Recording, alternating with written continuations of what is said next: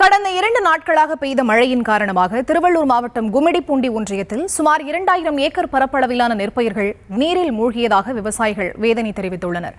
கூடுதல் தகவல்களோடு இணைகிறார் எமது செய்தியாளர் மகேஷ்குமார். அவரிடம் பேசலாம். வணக்கம் மகேஷ்குமார்.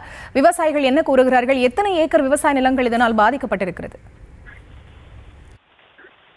நிச்சயமாக ஃபரிதா, மோத்தா புயல் காரணமாக கடந்த சில நாட்களாகவே கும்மிடிப்பூண்டி மற்றும் பொன்னேரி சுற்றுவட்டார பகுதிகளில் தொடர்ந்து இரவு பகல மழையானது பெய்து வந்தது. தொடர் மழையின் காரணமாக கும்மிடிப்பூண்டி அடுத்த ரட்டம்பேடு, குருவியகரம், ராக்கம்பாளையம், எலாவூர், ஏடூர், சுண்ணாம்புகுளம் உள்ளிட்ட பல பகுதிகளில், அதே போல கும்மிடிப்பூண்டியை ஒட்டி பொன்னேரி வட்டத்துக்குட்பட்ட தேவம்பேடு, சேலியம்பேடு, சேகன்யம், கல்லூர் ஆகிய பகுதிகளிலும் உள்ள நீர்நிலைகள் நிரம்பி நீர்நிலைகளிலிருந்து வெளியேறிய உபரி நீரால சுமார் 2000 ஏக்கருக்கும் மேலான நெல் பயிர் மழை நீரில் மூழ்கி அழுகும் தருவாயில் உள்ளது. பல இடங்களில் 2 அடி உயர மழை நீரில் நெல் பயிர் மூழ்கியுள்ளது. அதே போல பல இடங்களில் கழுத்தளவு நெல் பயிர் மழை நீரில் மூழ்கி இருக்கு.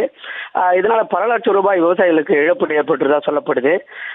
கடந்த ஆண்டு பால் பிடிக்கும் தருவாயில் நெல் பயிர் மழை நீரில் மூழ்கிய நிலையில் இந்த ஆண்டு நெல் பயிர் தொடக்கத்திலேயே மழை நீரில் மூழ்கியதால் நெல் பயிர் அழுகக்கூடிய அபாய நிலையானது ஏற்பட்டுள்ளது.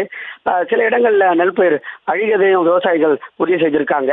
இதுவரை ஏக்கர் ஒன்றுக்கு 25,000 வரை விவசாயிகள் செலவிட்ட நிலையில் கடந்த முறை பாதிக்கப்பட்ட விவசாயிகளுக்கு குறைந்த நிவாரணம் மட்டுமே வழங்கி தமிழக அரசு விவசாயிகளுக்கு பெருத்த ஏமாற்றத்தை ஏற்படுத்தியதாக கூறப்படுது. இந்த முறையாவது விவசாயிகளுக்கு உரிய இழப்பீடு வழங்க வேண்டும் என கோரிக்கை எழுந்துள்ளது. அதே போல வேளாண் துறை அதிகாரிகள் மழைநீரில் மூழ்கிய பயிர் குறித்து கணக்கெடுப்பு நடத்தியதாக கூறப்படும் நிலையில் பல விவசாயிகள் இதுவரை கணக்கெடுப்பு நடத்த அதிகாரிகள் வரவில்லை என குற்றம் சாட்டி வராங்க.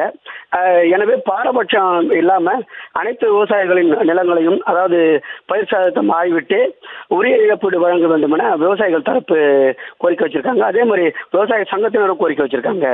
ஃபரிதா,